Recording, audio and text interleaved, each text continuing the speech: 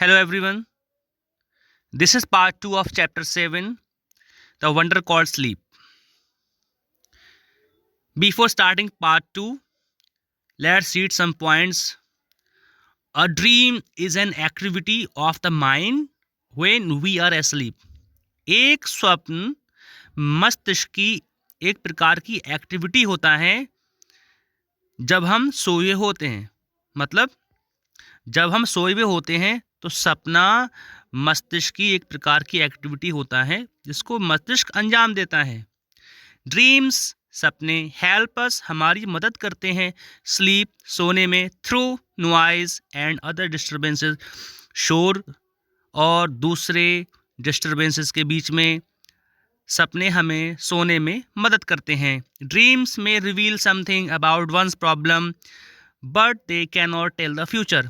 सपने किसी व्यक्ति की समस्याओं के बारे में कुछ ना कुछ उजागर कर सकते हैं लेकिन वो फ्यूचर यानी कि भविष्य नहीं बताते।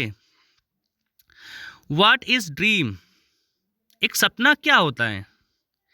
It is an activity of the mind.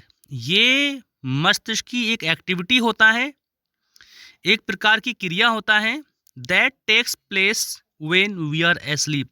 और ये क्रिया तब होती है जब हम सो जाते हैं, जब हम सोए हुए होते हैं। सम dreams are probable while others are not. कुछ सपने ऐसे होते हैं जिनके बारे में हम कुछ बता सकते हैं कि वो हमें कुछ समझाना चाह रहे हैं, या हम यूँ कहें कि कुछ सपने ऐसे होते हैं जो हमारे भविष्य को लेकर हमें कुछ इशारा करते हैं। वाइल अदर्स आर नॉट, लेकिन कुछ ऐसा नहीं करते हैं, यानी कुछ सपने ऐसे नहीं होते हैं। That only means that many of the things that happen in the dreams could happen we are awake. इसका सिर्फ ये मतलब होता है कि कुछ सपने जो हमने देखे या हमने सपनों में जो चीज़ें की, हो सकता है कि जब हम जागें तो उनमें से कुछ चीज़ें हो जाएं जो हमने सपने में देखी थी। अदर्स कुड नॉट, कुछ चीज़ें हो सकता है ना हो। Dreams seem to be important for several reasons. सपने कई कारणों से बहुत ज़्यादा इम्पॉर्टेंट होते हैं। One is that a dream can help us to sleep through noise और अदर डिस्टर्बेंसेस। एक तो वजह यह है कि सपने हमारी मदद करते हैं शोर शराबे के बीच में सोने में।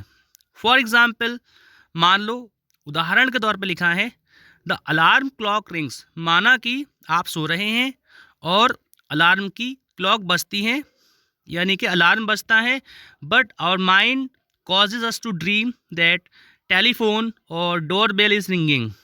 लेकिन हमारा मस्तिष्क हमें यह एहसास दिलाता है, लेकिन हमारा मस्तिष्क हमें ये बताता है कि कोई टेलीफोन की घंटी बज रही है या फिर कोई डोरबेल बज रही है, and that we are awake and answering it. और सपने में ही हम ये देख रहे होते हैं कि हम जाग रहे हैं और हम इसका जवाब दे रहे हैं।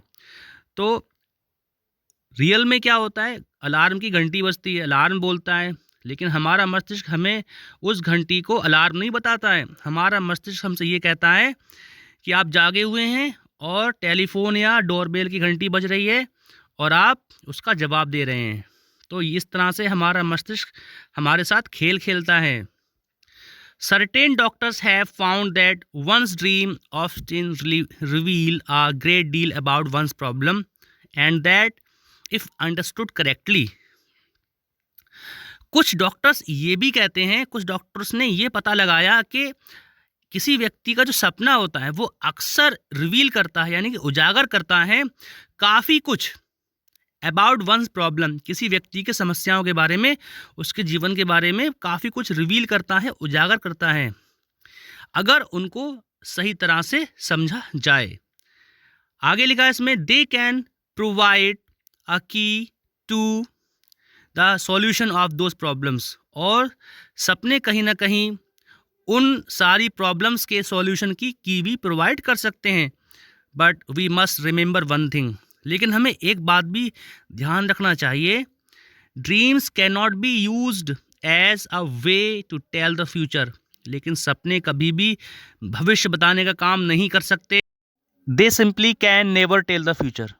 सपने साधारणतः भविष्य नहीं बता सकते, sleep is the most common experience. नींद सबसे साधारण अनुभव होता है। But how many of us really think about the wonder and power of sleep.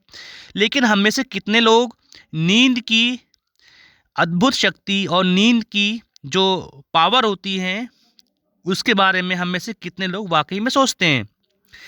Many poets have written beautiful poems about sleep. बहुत से पोएट्स ने नींद के ऊपर, नींद के बारे में बड़ी सुंदर कविताएं लिखी हैं।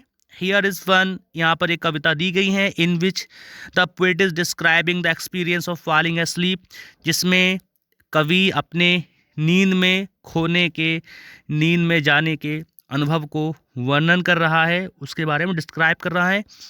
रीड इट अलाउड, इसको ज़ोर से पढ़ें। लाइट्स आउट, जब बत्तियां बुझ जाती हैं। लाइट्स यानी कि बत्तियां, आउट का मतलब बुझ जाना।